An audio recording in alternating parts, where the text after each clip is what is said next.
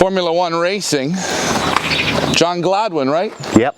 Don't be shy now, John. They can hear you. That's the man, and this is his partner in crime. He's not going to say a word, John. That's the other John. We call him Quiet John. How long would you say this loft is, John? The Old Bird race loft in total is 76 foot long. Then there's 24 foot for the young birds, the cream loft. Right. And then beyond the cream loft is the main stock loft, which is 52 foot.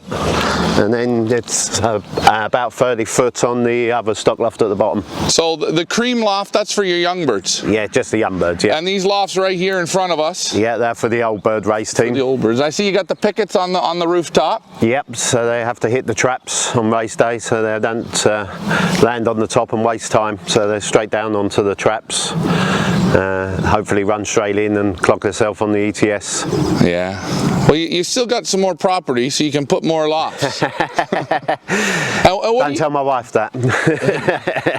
Just add to the house, and then yeah. every addition room you add to the house, you add another loft.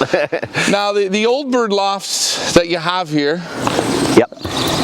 You fly cocks, hens?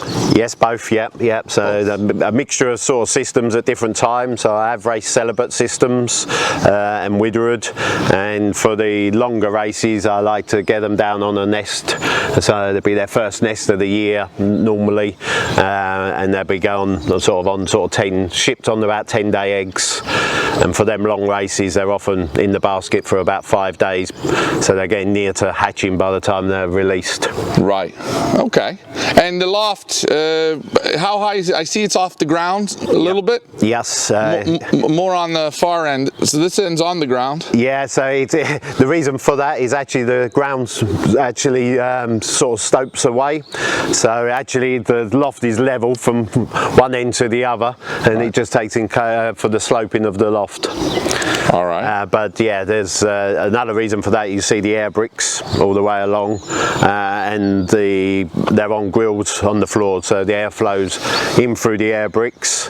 Okay. Underneath the pigeons, and then comes up through the grills as it warms up, and then exits through the tiles at the top, or the stale air. So.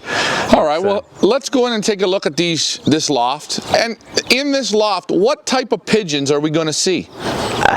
Well, they're all French Wells pigeons, and my Old Bird race team, they're paired up at the moment. They've been paired up about 10 days now, so some are sitting eggs and some are still sort of driving. The mixture of yearlings upwards to my older pigeons. My oldest hen in the race team at the moment is 7 years old this year, so she's a 2015 pigeon. So yeah, so good pigeons. Yeah, very good racers. Lots of good performances. I'll show you some of the winners and some of the ones we got hopes for this year as well. So your whole loft is based on the Francois pigeons. Francois. Yeah, Francois. Yeah. Swells. It's a tricky one. The whole loft. It's Dutch. So this is what your whole loft is based around. Yes. Yeah. And the results? Well, they've been terrific for us, but also for other people over the last for the last 5 or 6 years. So we first bought the Francois. We bought a round off him in 2010 from all his main stock pigeons. We bought another round in 2011 from all his stock pigeons. They won for us from straight away, and eclipsed all the other pigeons we had at that time. And then we've remained very good friends with Franz through them years. And then when Franz retired from pigeon racing himself in 2015, he offered us the chance to buy all of his pigeons. So we bought every single pigeon in his loft, every race bird, every stock bird. And you've had these birds now for about 7 or 8 years now? Yeah, so this whole team we bought in November 2015, so this will be the 7th year with them. 6 years. So 2016 was the first time we bred out of all the originals when we bought them, and from then they've just exploded for us in winning, but also for many other fanciers. I mean, it's actually we're at 62 times first or second in national or combine racing from these bloodlines since we've had them, the complete team, in 2015. 2016 breeding season. So it was a good investment. A very good investment. Your gut was right on that pick. Definitely, yeah. I mean, it took us to a new level in racing. You know, we had good results before, but I hadn't won the national or anything at that point. And since then, we've had 3 nationals, 3 combine wins since we invested in these pigeons. Have you tried buying any lottery tickets? No. Yeah, not so fortunate with that. Not so fortunate with that. So we're going to go in. We're going to take a look at the Old Bird Race Loft. We're going to ask you some questions on that. Again, Formula 1 racing right here. What's the town? Where are we at? We're in Essex, Leigh-on-Sea in Essex. Essex. Yes. The best. Was that what you would say? The best is in Essex? Hot breed of racing. Now don't come after me. Okay, so let's go in. We'll check out your Old Birds. So here we are at Formula 1 racing. John Gladwin. We are going to go into his Old Bird Race Loft.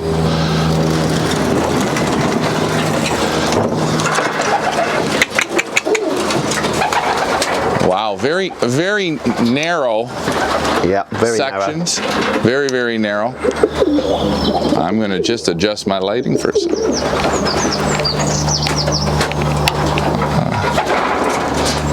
Let me just come in here.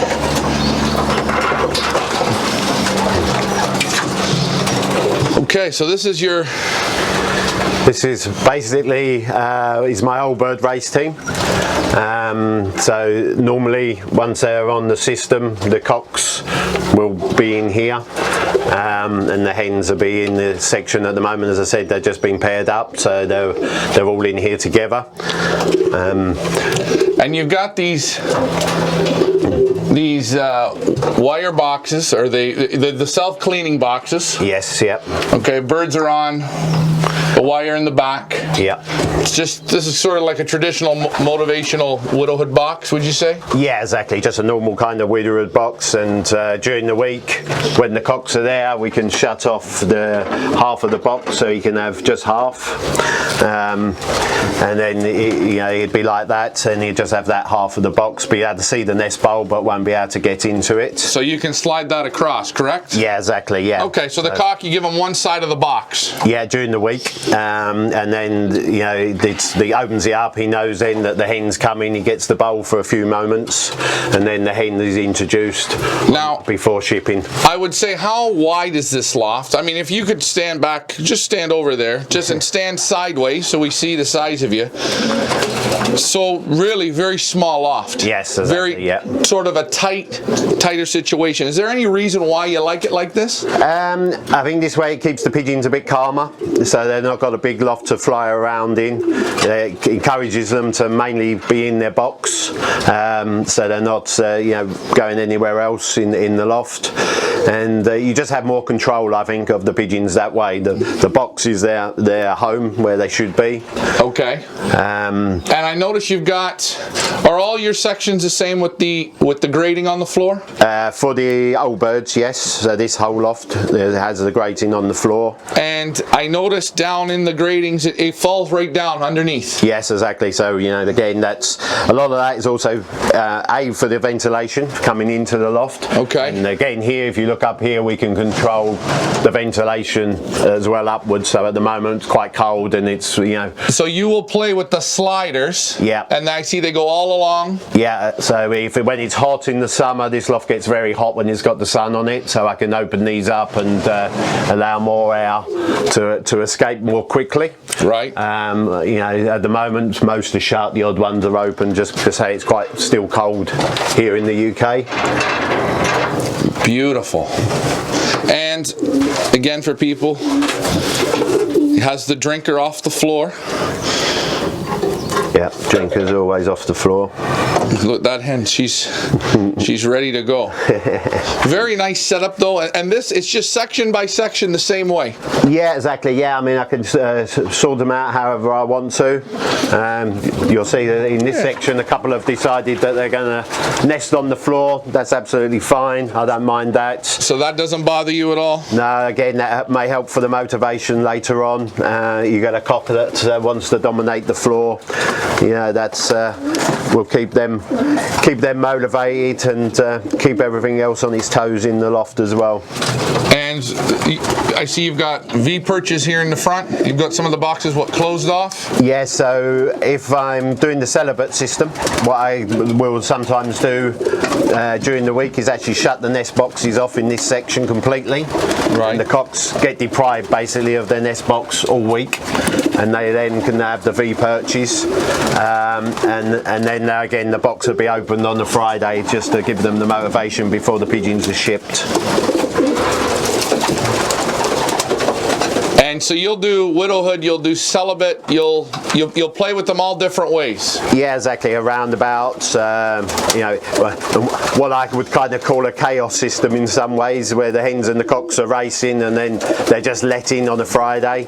So if you lose a mate, one of the hens may have been lost, or one of the cocks during the season, then they will pick another mate where, you know, they've been lost. So it's probably a bit unusual even on my widowhood system, in that I don't actually basket the hens and bring them to the cocks. The section door gets opened and the hens run into the loft, and, you know, if they're still there, they go with their mates. If they don't, they will pick a new mate, and you know, helps with motivation that way as well.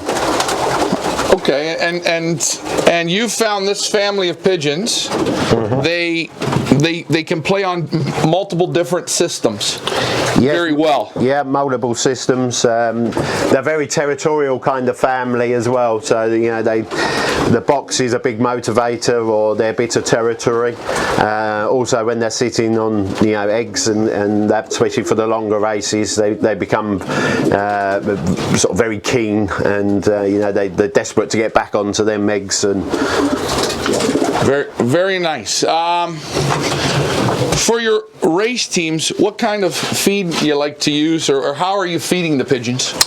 So early in the season, especially for the race birds, they will be on Versalaga Jerry Plus, which is quite a light feed. Right. We start off at pretty short distances, you know, with 70 miles, you know, in our federation racing or in our club racing, out to sort of maybe about 140 miles, and then as we start to get towards the channel racing and the national events, then I will add to that Jerry Plus, which will always stay as my base mix for the racers, but I will add to that more of a traditional widowhood mix, a Superstar from Versalaga, just to give them a bit more into that mix, make it a bit stronger.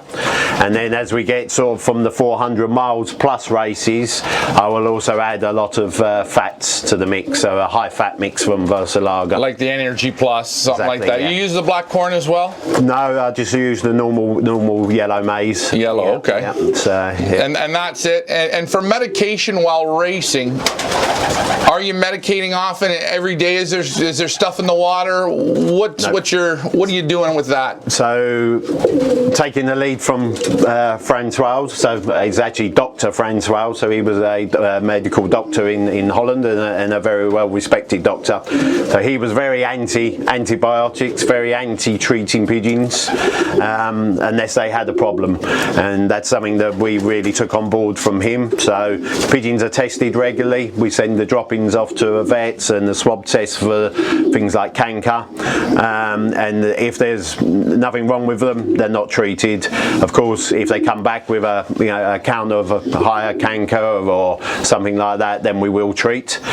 The only time we kind of, what I'd say, blind treat, if you like, in the season is in November time. Every pigeon here will get a treatment for paratyphoid. It's not as strong as a Bactrial treatment. It's a Parastop from Henk de Weerd, and every pigeon that's housed in the garden at that time will get 14 days treatment for that. Other than that, we only treat when the pigeons are being tested. So basically, you're only treating when there's a problem. You won't just randomly treat for treating. No. Basic mix. Do you with the race with the old birds? Do you do a depure? Any type of depurifying? No, I don't knock the pigeons down at all. No. Say the Jerry Plus is their base mix. That's what they get. And because we've race the pigeons quite hard. They race most weeks, or if they're on maybe on a 2-week program for the nationals, they still need to recover. So I like to, straight away start to bring the pigeons up. By Monday, Tuesday again, they'll be, flying very well round home. So now, we never knock them down. Years ago, I used to put them on a depurative barley type mix, but I found actually they're better off not doing that. Okay, and another question. Training. Will your race birds, your old birds, cocks, hens, widowhood, however you're flying them, do they get loft flown every day? Yes, so they're just about to start probably this weekend now. A few of them are going down on eggs, and they'll start to be let out this weekend. And then once they start that, they haven't been out the loft since September.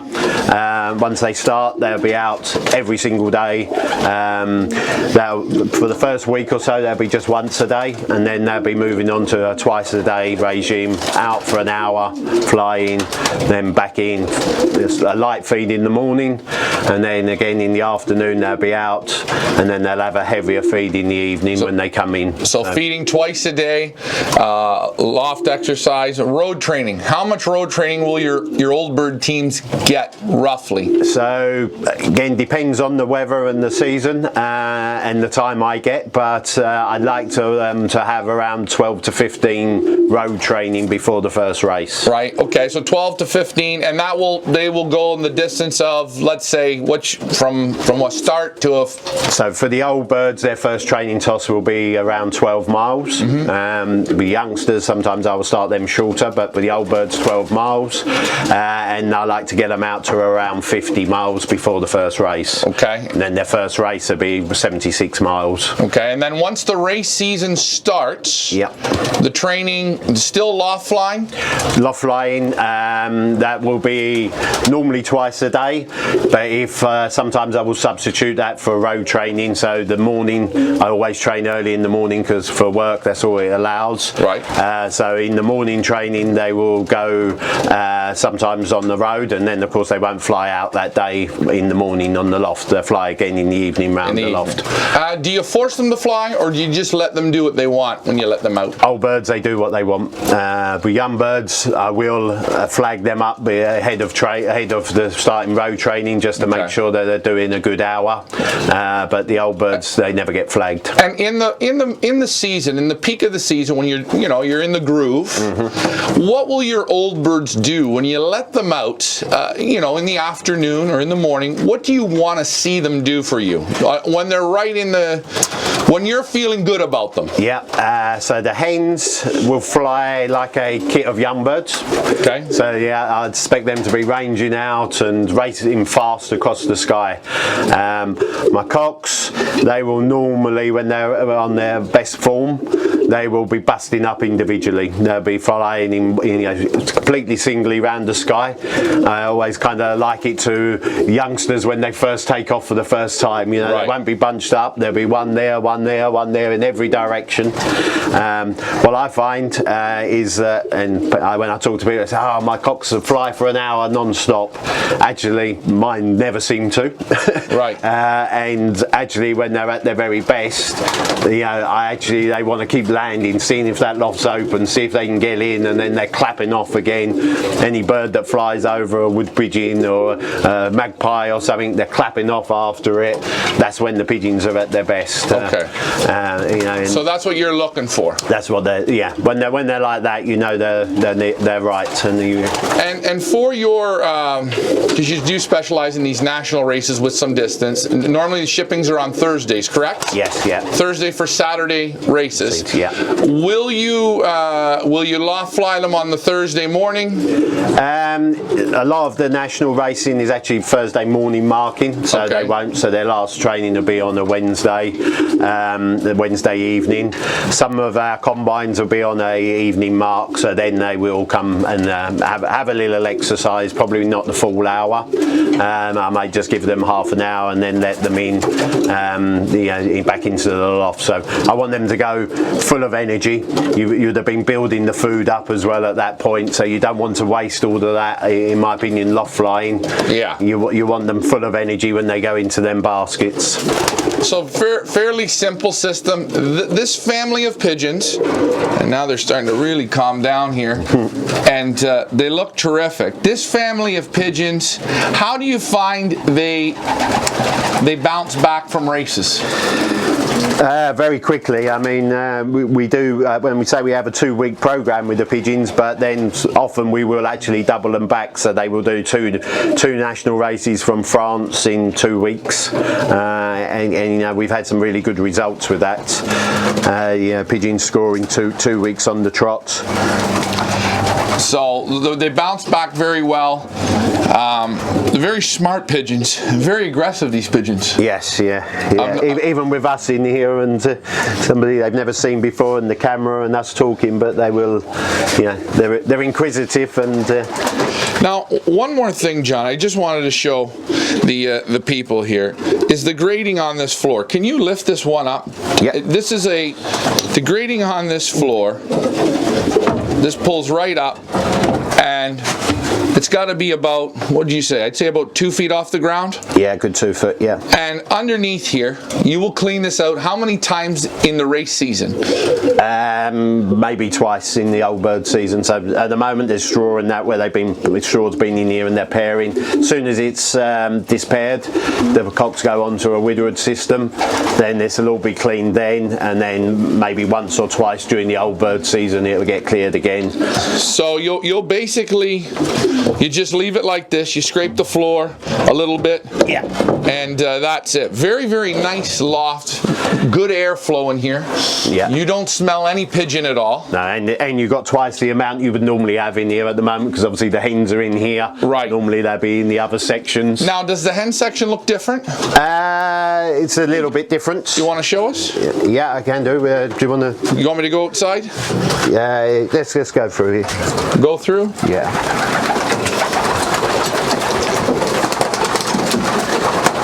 Come on.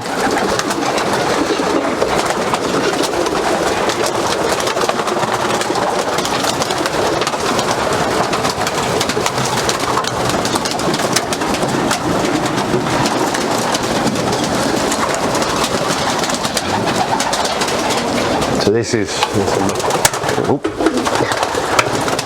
there's some old spare pigeons in here at the moment, but so this is where the young birds, the old hens, the hens will basically be on these perches to make it difficult for them pairing. Right, and do you find them pair up often or not so much? If you're showing them regularly, they don't. So you try and sort of show, well, if they're seeing the cocks once a week and racing, then they don't tend to pair up. If you get the odd one, actually, again, I don't actually mind if the odd pair of hens go on the floor and they pair up. I don't find that's too much of a problem, because as I say, we kind of work this chaos system anyway. So okay, two hens might not be keen for the cocks, okay, but their cocks will take a different hen anyway. But what you find is they then rule the floor. Right. I let them have the eggs, and then I'll race them actually to them eggs, if you like, and then they stop any other hens going lesbian and pairing up, because they won't let them down on the floor. Also, do you add any heat to this loft? I do actually have heat for not this section but up the other end, which I put in probably 10 years ago, and I can honestly say I've probably switched it on twice. The idea originally when I put it on was to actually think about the early races when it's very cold and damp. The idea was to put the heating on. I did try it, as I say, a couple of times, and I didn't actually really see any benefits. So it's not big difference. No, so yeah, I haven't used it since. So another question: what's the secret? What's something that you would say to people? Just, what's the secret? Is there a secret? I don't think there is secrets. I think secrets and tricks and everything else is a myth these days. I think, probably 20 years ago or more there was.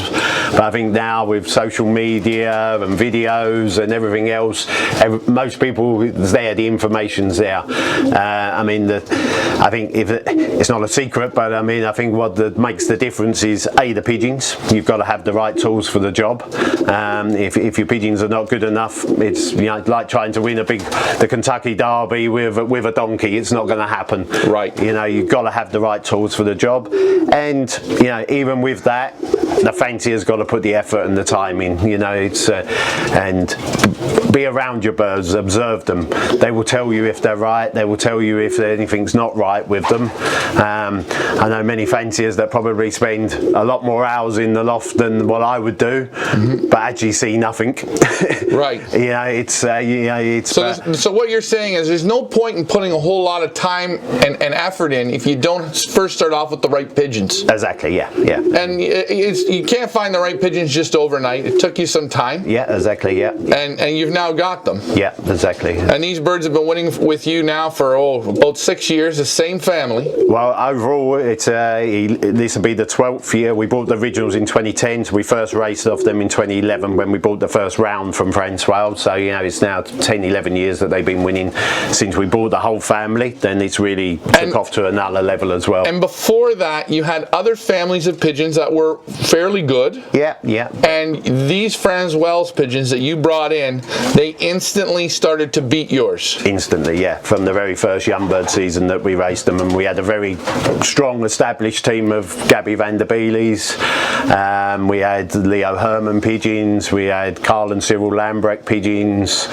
Even old original Jansens and Bush Arcs as well at different times. But yeah, from day one these came in and it just took over. You know, our first pigeons week after week was these, and you know, they've just got stronger and stronger. And you have brought in other pigeons. You're always bringing in pigeons just to see how they compete against.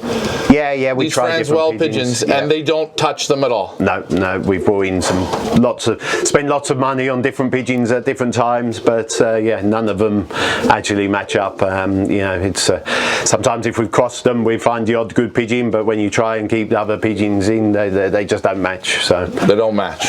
So you're sticking with this family. Now you've got to find another family that can do as good, and it's very hard to find that. Exactly. I mean, don't get me wrong, we're always looking. I mean, we follow the results. Yeah. You know, in the UK, Belgium, Holland, Germany, we follow results constantly.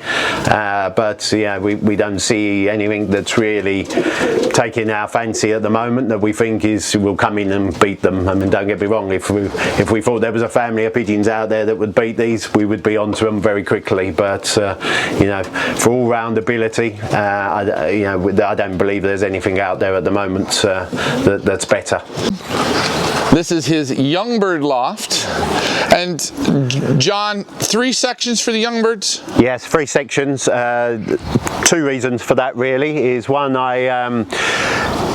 when I wean them, if they don't necessarily wean all in one go, I like to fill one section up on one single day when I wean, and then it may be the next weekend I wean some more and they go into a section, and then the 3rd section. So if I they're a bit staggered, the young birds, I'm not mixing ages, and then once they're all picking up, all eating well, then they will all run together. Right. I'll open the partition doors in the middle.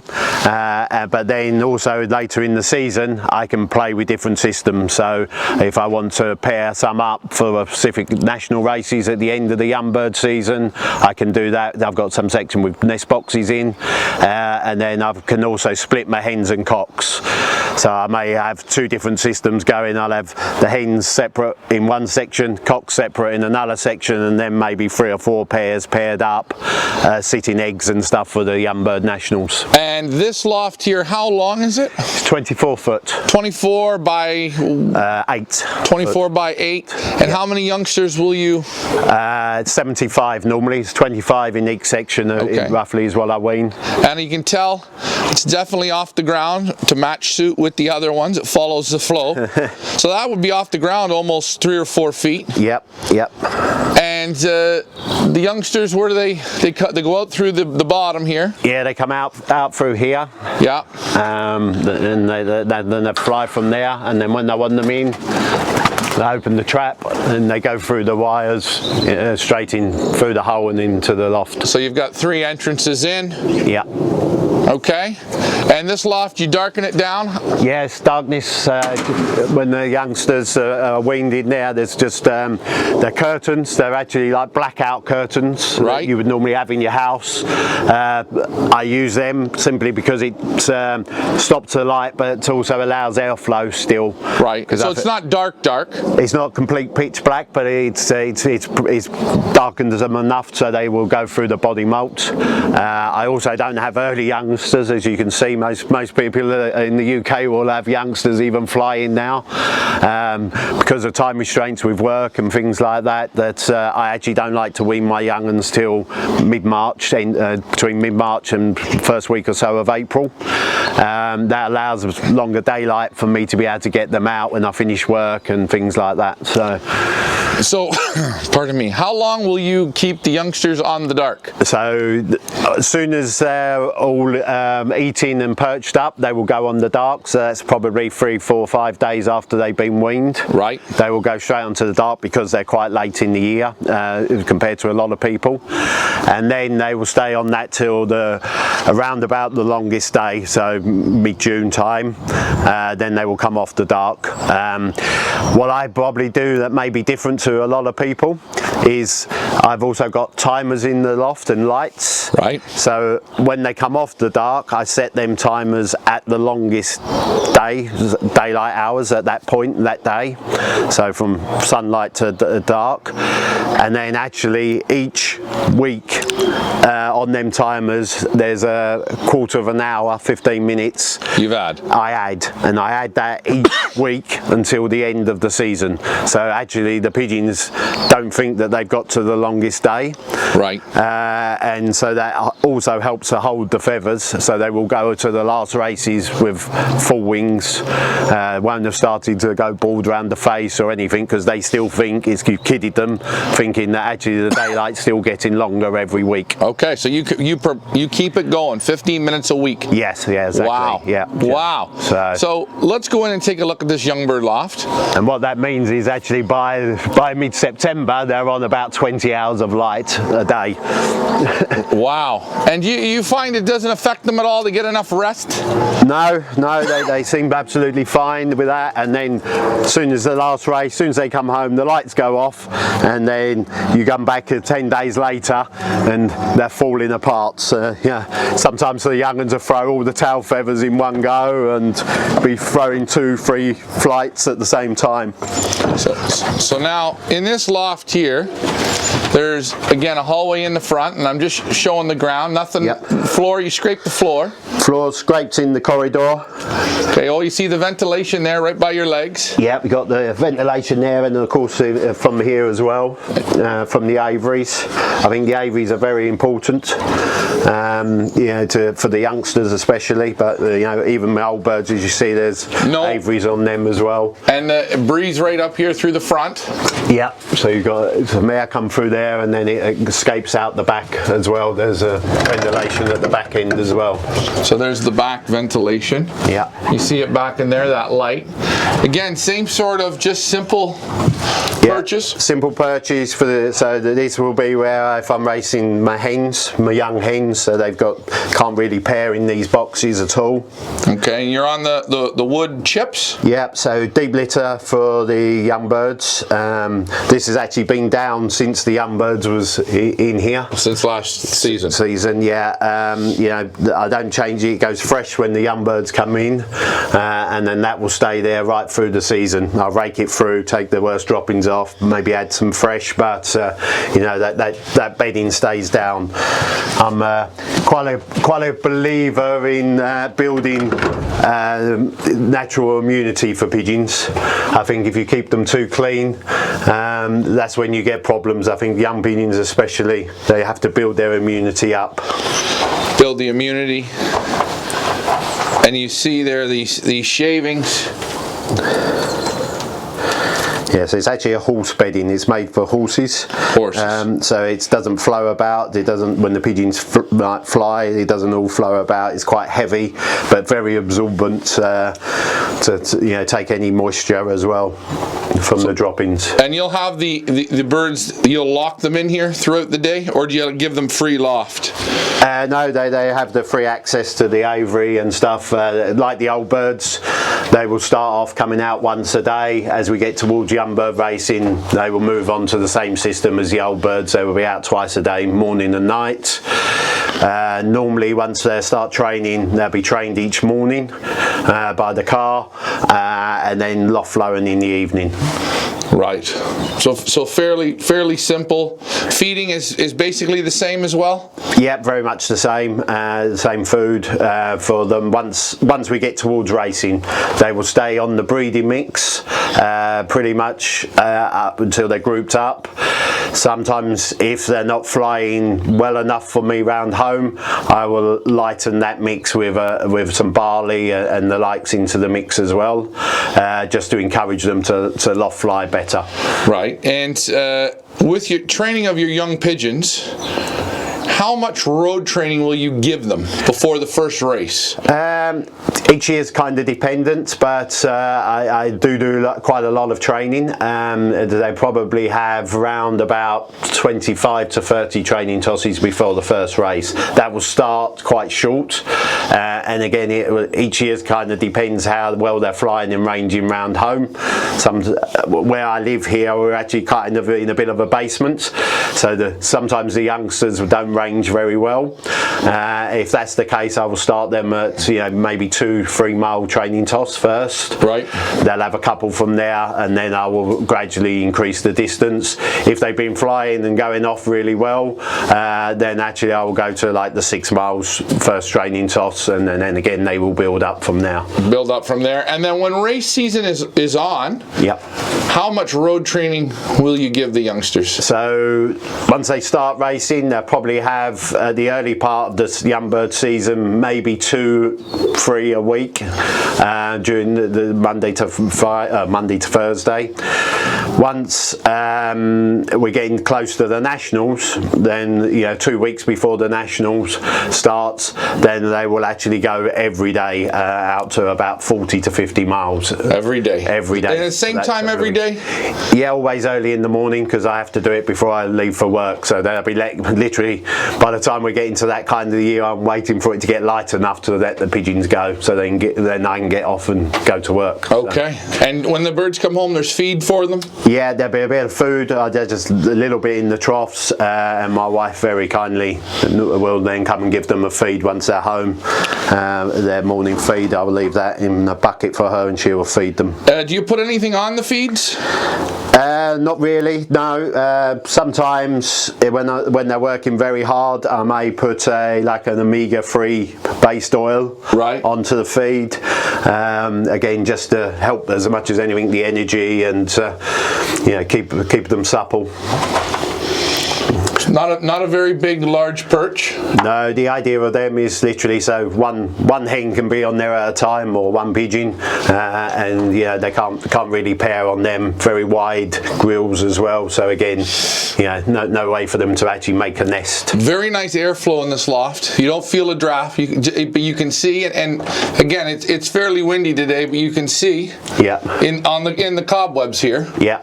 The air is flowing through here nice, but you get no draft. Draft, yeah. Yep. So, and especially when they're in the back there, so it's so quite simple, easy young bird system. Nothing too difficult. No magic tricks, really. No. Again, I don't have much time, so the pigeons, everything has to be simple, and the systems can't be too complicated. I can't spend lots of time. Right. You work. Yeah, exactly. Yeah. You're not a professional. Far from it. No. Yeah. It's I do a minimum of 12 hours a day at work, Monday to Friday. So it's and my work sometimes can mean that that could easily turn into 16 hours. There's no set pattern. There's not a clock on at one time. So the pigeons sort of adapt to what your lifestyle is at that time in the season. Yeah. Question, how many weeks before the first young bird race will you start to train? Ideally around about 4 weeks before, with the short tosses, and what I actually do is I build that up quite slowly, so they might go a day, miss 2 or 3 days at the start, then go again. I think of them a bit like athletes. You know, if you've been out injured for a long while, you don't want to come back straight away. Well, the young birds, their muscles are still growing, developing. They've loft flown, but they've not really, had that pressure. Right. So I like to give them them first 3 or 4 tosses, at least a 2 or 3 day gap between, just so they build their muscles up, give them any time to make sure they're all okay again, and then go again. So question, will you basket train them before you start road training? No. Nothing like that? No, don't. Again, years ago I used to actually basket them, on a Friday night when I come home from a club of an old bird race, and I would leave them in my van all the way till Monday morning, feed and water them. I found that it doesn't make any difference. If a pigeon can't find the water on a basket when it's in the transporter, it's not clever enough pigeon anyway. So I found you put that drinker on for the first time, the pigeons go and they find it. So it's same within the loft. Years ago, and I was probably a lot softer. Right. I'd come in and dunk the pigeons' heads in the drinkers, when they've been weaned and everything else for the first 2 or 3 days.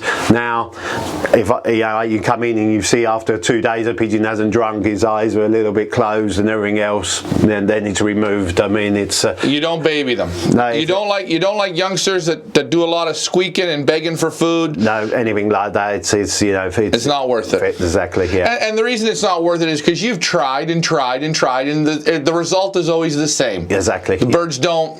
Yeah. First time they go under pressure, they've gone. They've gone. Them ones. So they've gone. You need intelligent pigeons. You need pigeons that have got to be clever enough to find their way home. So if they can't find a drinker, they're not going to find their way home from 200-300 miles. Now, another question: how many races will you push the youngsters before you? And maybe we'll look in the next section. Mm-hmm. How many weeks will you go with them? They normally have round about 8 weeks, 8 consecutive races on the weekends. You push the hens harder than the cocks? No, everything has to do the same. Nothing gets stopped, nothing gets rested. They all have to go, week in, week out. Exactly, yeah. So, okay. So all the same, and I see here your blinds, very simple. Yeah, exactly. They just go across. Yeah, I see it. Yeah. So it's simple. Both sides, yeah. Birds can still drink in here when it's darkened. Yeah, exactly. They can move around. Not a problem. Yeah. So they're all the same, all these sections? Well, they're not quite the same. So this one is if I want to actually pair any up, I can give them a full box, a bit more of a standard sort of breeding box, if you like. Let's get one that's actually moved.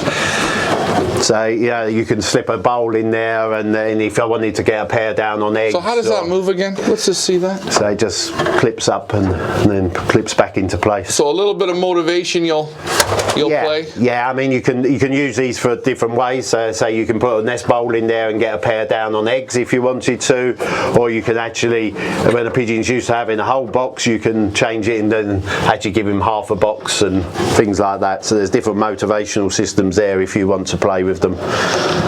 So just simple, real simple. Nothing out of this world. No, exactly. And then you won't with the youngsters, you'll make sure the hens and the cocks, they get their weeks in of racing. Yeah. There's no favoring.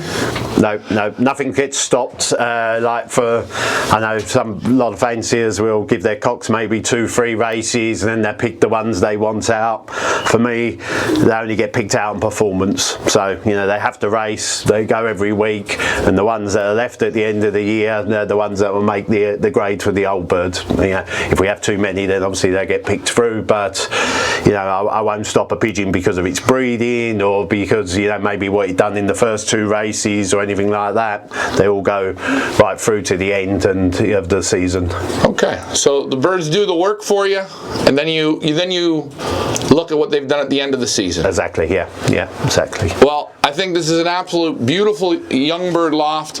Ventilation is perfect, dry, no smell of pigeon at all. No, exactly. One thing I should show you, one thing that I may do a little bit different, and outside there's actually a light as well. Are you trying to get plane? Because you live close to the airport. Are you trying to get the planes to land in the loft? Or are these birds like planes? Or like jets? Jets. Okay, what is this? Okay, so what I do with this is whenever I feed the young birds from when they're weaned, this light goes on. Whenever you feed them? Whenever they're fed, yeah. So whenever, from the day they're weaned, whenever the food goes on, these lights go on in each section, and there's one outside which you may be able to pick up, I don't know, very easily on the camera.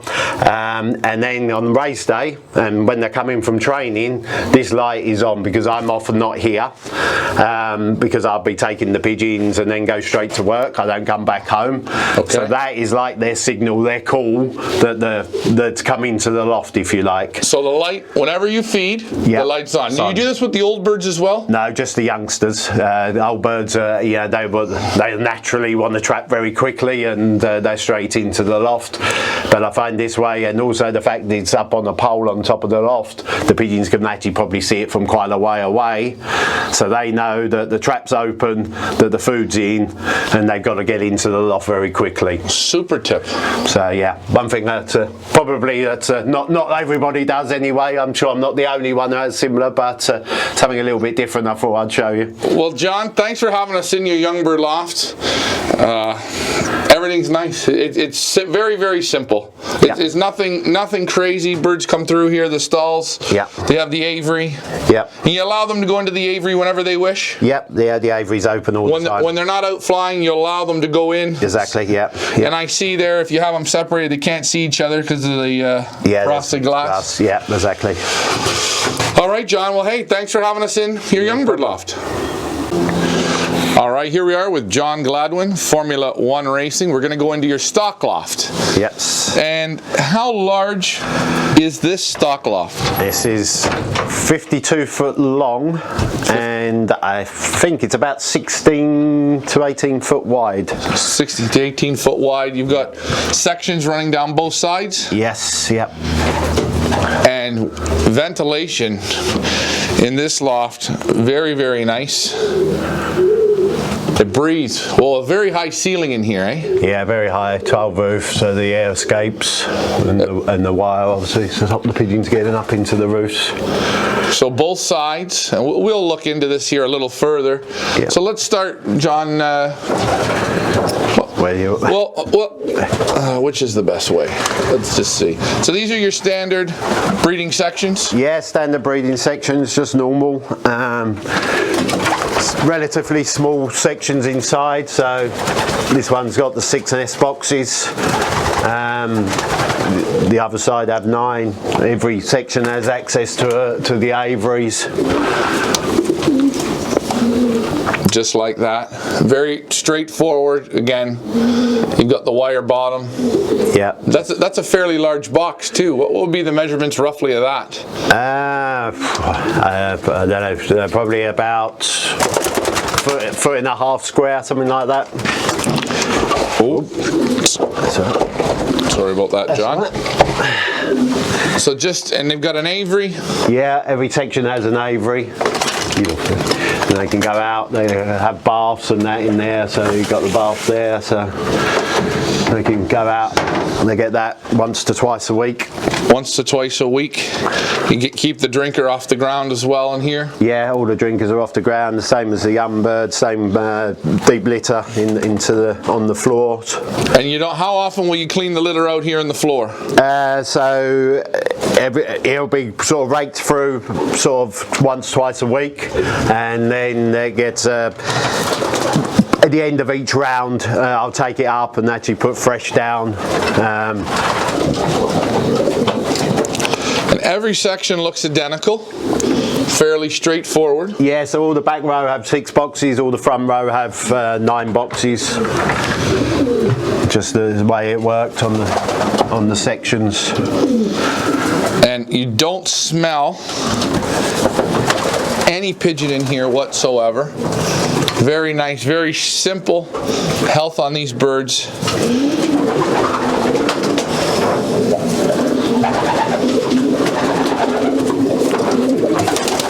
And you don't mind if they pair up on the floor? No, if they pair where they want to pair. Ooh. One of the others from that.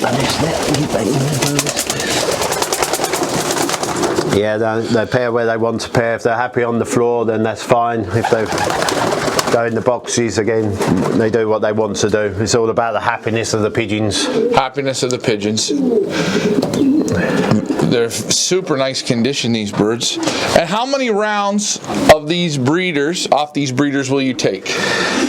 Because obviously Formula One's owned by me and John Carlin, but we race completely separate, so we'll have pigeons off most of the pairs each to race, and then the main pairs after that, you know, we will breed for obviously selling in the auctions that we hold during the course of the year. So some of them will actually have maybe 2 rounds of their own, the new pigeons that we bred and will add it to the stock team. The proven pairs will have up to 5-6 rounds, and then but we will float the eggs under the less proven pairs, if you like, that we're trying. Right. So I mean, the hen that you're actually focusing on there, she's only a 2019 pigeon, but she was paired to one cock in 2020, and she bred 10th and 12th national, and then this in 21 she was paired to another cock and she bred 5th national. So we've raced 4 young ones off her in total, and she's bred 5th, 10th and 12th national. And just what's the base breeding of this pigeon? So she's actually down from a pigeon called Teresa's Boy, who was also a national winner, when paired to a pigeon I call My Little Darling. She's was one of the best sprint hens I've ever owned. She was a phenomenal racer. She's direct off them and was added to the stock team. Very nice. And to for your race birds, John, you race the youngsters, then you carry them over and race them as yearlings and 2-year-olds. Yeah. What does it take to get into this loft for breeding? What do you got to do to make it here? So it's well, there's a mixture. So some of the pigeons we will actually breed and then put straight to stock. Okay. And then to get from the race team, basically, general rule of thumb is I like a pigeon to have 3 top results. So you know, if it's even if it wins a national, it doesn't automatically go to stock. It has to have other results at the top end to you know, to warrant that. Other times it may be just that, you know, the breeding of the pigeon, it may have raced okay but might not be a star. I'll show you a pigeon in a minute called D32, who wasn't a superstar racer. He won positions but he wasn't brilliant, but I knew his breeding, I knew what both his parents were breeding. We actually tried a pair of young birds off him that we sold while he was still in the race loft. Both of them were federation winners, so we thought we'd give him a go in the stock loft, and in his first nest for us breeding out of him, he bred a national winner. So you know, and he's sort of going on from there. So no lucky one-time wonders coming in here off the race team. No, exactly. And will you, if you had a youngster that won 3 races in a season, would you carry him over to a yearling or would you stock them? Virtually always they will carry on. There's one exception to my rule there, and that's the pigeon called Teresa's Boy. His breeding was, you know, at the top class breeding, so I knew what his parents were doing, and there was just something about the pigeon from day one. When I winged him, I knew there was something special about that pigeon. We put him in the loft, he was the first pigeon to find the food, he was the first pigeon to find the water, he was the first pigeon to find the perch. Right. When you let him out for the first time, he was the first pigeon to find the trap and back in, and you know, he was such a consistent racer. He then won the Young Bird National. I mean, he'd already scored two or three times running up to that national in the club racing and stuff. Right. So there was something special about him. So he actually come to the stock loft at the end of the young bird season. But I can't think of any other pigeon that I've put to the stock at the end of the young bird season. They have to prove themselves as old birds as well as young birds. Right. So you make them go the distance. Yeah, exactly. Yeah. Pretty much. And if you pair specifically for stock and you put them in, so hypothetically, let's say this bird here. Yeah. Let's say you bred it, you put it into stock, it hasn't raced. How much time will you give it in your stock loft? So after 2 breeding seasons, right, everything gets assessed, and then that's a rolling sort of from there, even for the older pigeons.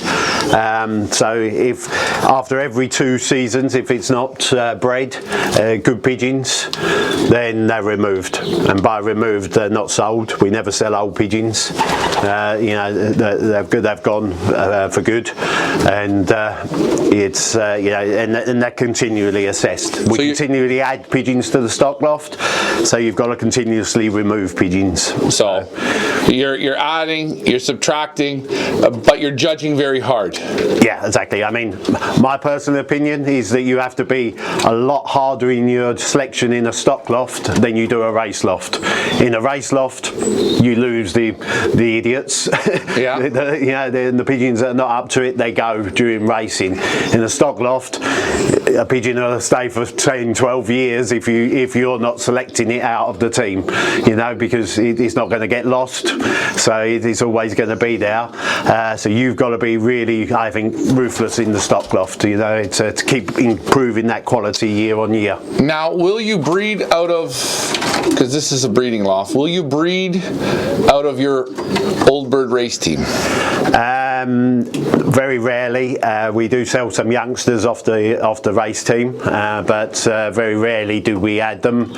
Occasionally, if we've got a pair that we're thinking about moving to stock, so like this, well, for the 21 breeding season, I had a good cock in there, number 63. I'd never bred off him. He was direct out of a moor, which is one of our champions, and I was, shall I move him to the stock loft or not? So I took a pair of youngsters off him last year, and both of them scored in the Young Bird National, so he then proved to me that he was worth to go into the stock loft. But yeah, so we sell some youngsters out the race team, but not many will go into our own race team each year. All right, and in this loft here, what are some of your key breeders? In this section, or overall? In your loft in general? So one of our main pigeons is D'Artagnan. Can we see him? Yeah, we can see him. He's. I'll get him for you.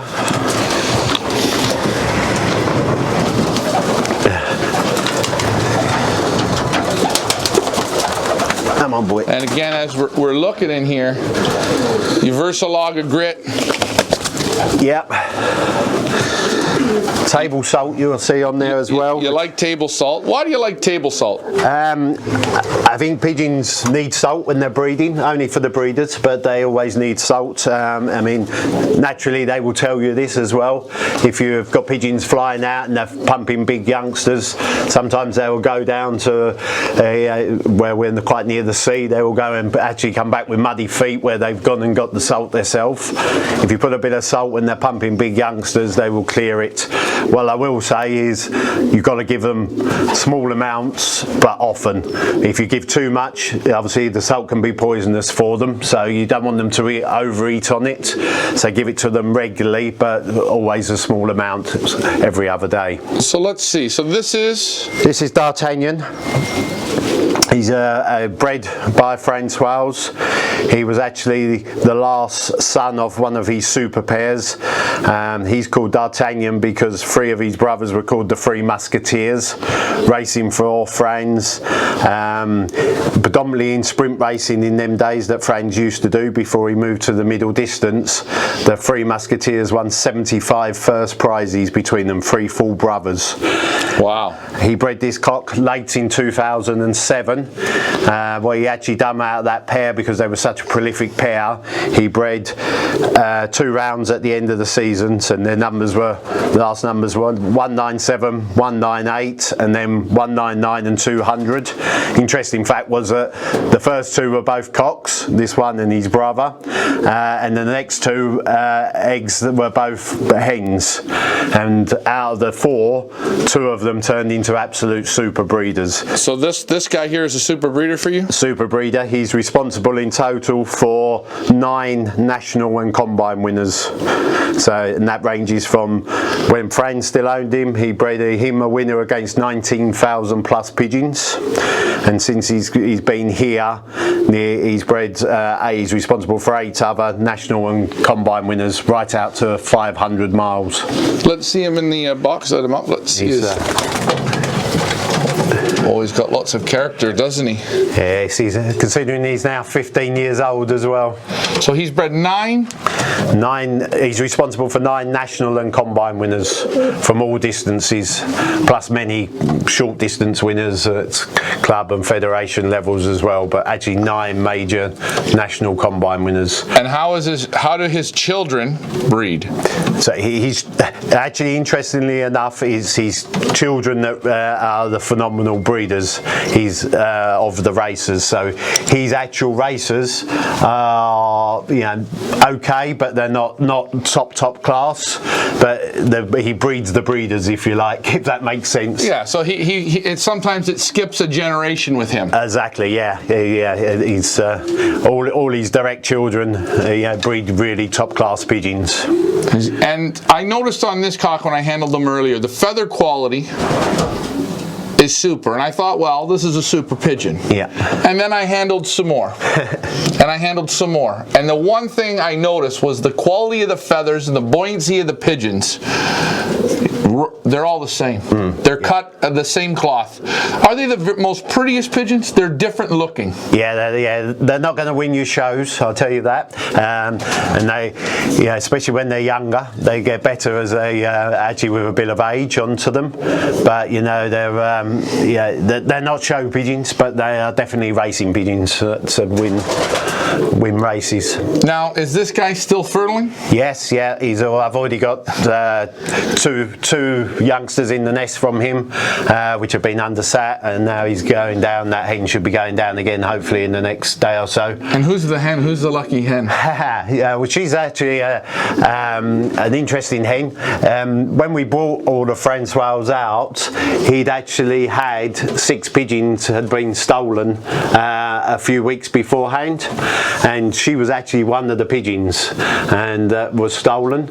And must have been about 4 or 5 months later, she actually come back. She obviously got out from whoever had stolen her, and friends sent her over to us. She was one of the pigeons that the thieves targeted. She's breathing heavy because I think she's about to lay. But and the same family as well. Yes, exactly. Yeah. So she's actually down from. She's a sister to the King and Queen of Wreccam on a big national race in Holland from Wreccam. Franz himself won 1st, 2nd and 3rd. The pigeons that were 1st and 3rd were brother and sister.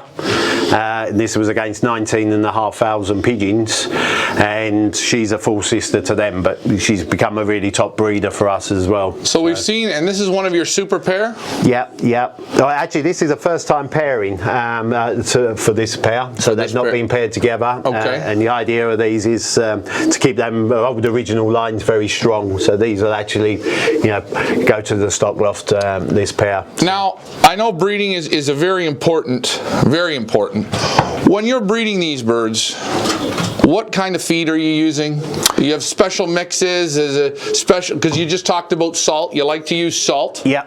And you use that a couple times a week? Every other day. So every other day. 3.5 times a week on average. 3 days 1 week, 4 days the next. So yeah. What about your feed? So the feed, I've always up until the last year or so, a very traditional feed for a breeding mix, but I find that the feeding mix is maybe what we all raced on in the UK 20 years ago. It was very heavy, high protein, a lot of beans and maples and things like that.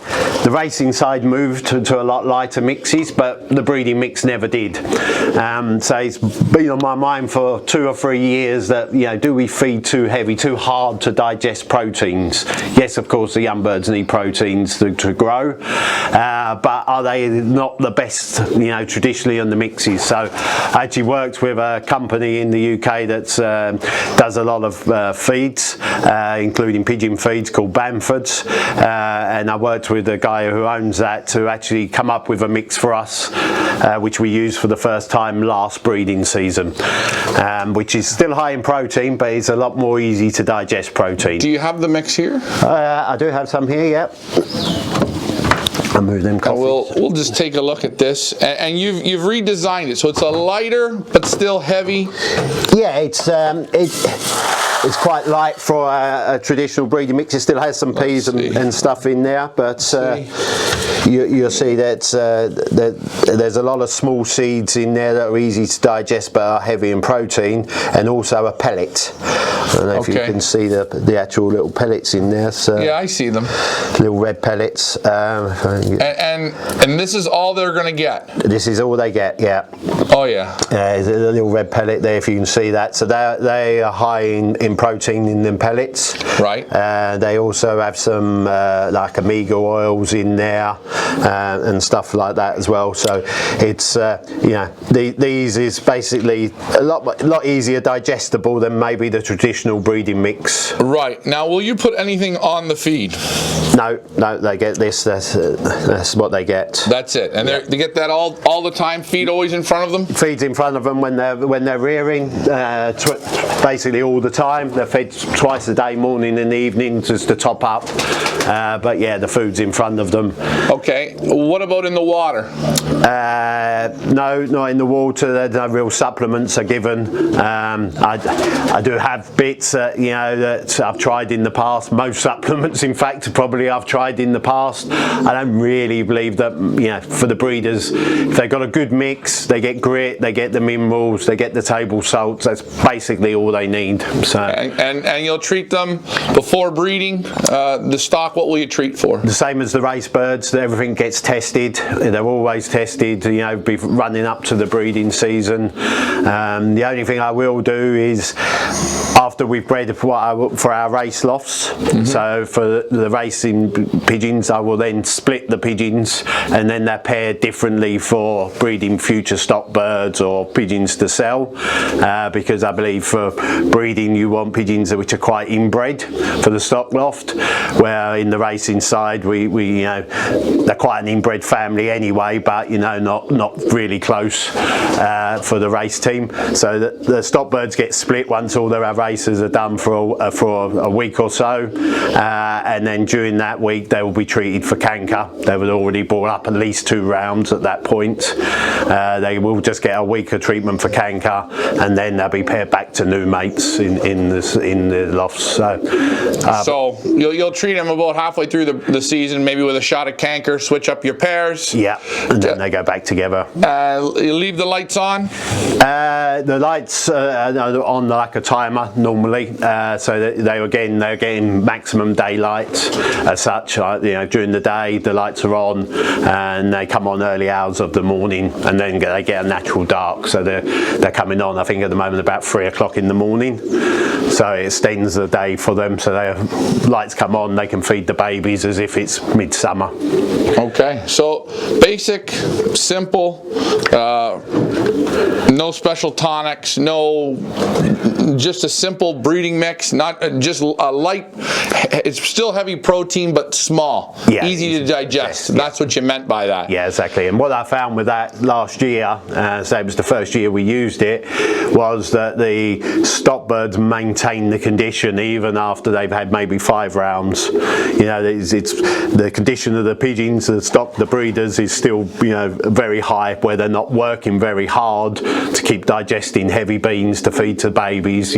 Yeah. So you picked a smaller seed with the same protein, easier to pump. Exactly. Yeah. So you're saving on the parents. Now, how old will you leave the youngsters? How old will they be before you take them out and put them into the race loft? How long do you like to leave them with these parents? I'd probably leave a bit longer than the majority of people.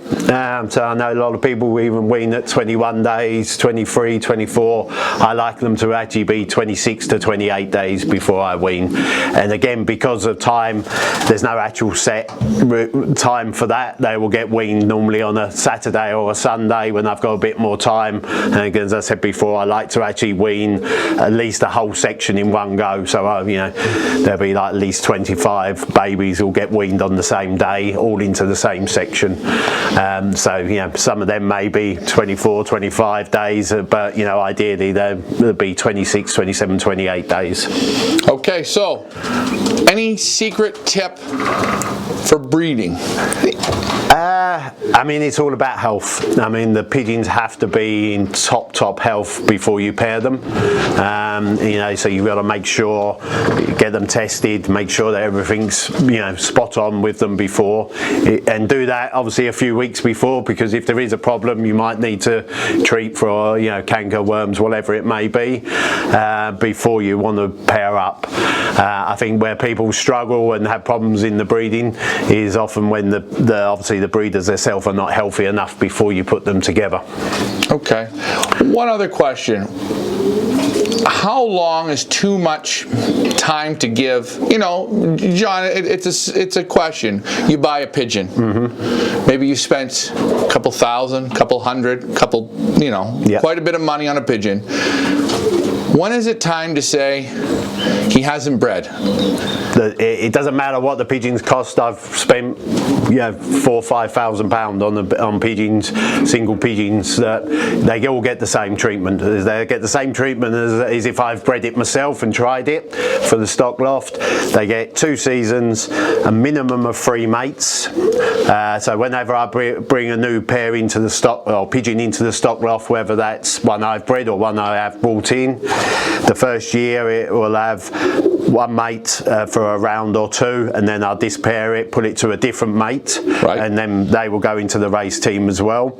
That way I can straight away tried it with 2 different partners, and then the next year it'll have at least 1 partner, maybe 2 again. If at the end of that there's nothing left or nothing is showing out of that pair, it's gone. Well, there you go. Always end on a positive note. Formula One racing, John Gladwin, he is the man. Super family of pigeons. You've been winning with them now 12 years. Franz pigeons, right? Yep. They're the best? I think so. Hey, John, thanks for having us in your breeding loft. Hey guys, Ryan, Feathers Elite Pigeon Auctions. We hope you enjoyed that amazing loft tour. Please, reminder to like, share, and subscribe. Follow us on YouTube, Facebook, and Instagram. Until the next loft tour, thanks for flying with me. Bye for now.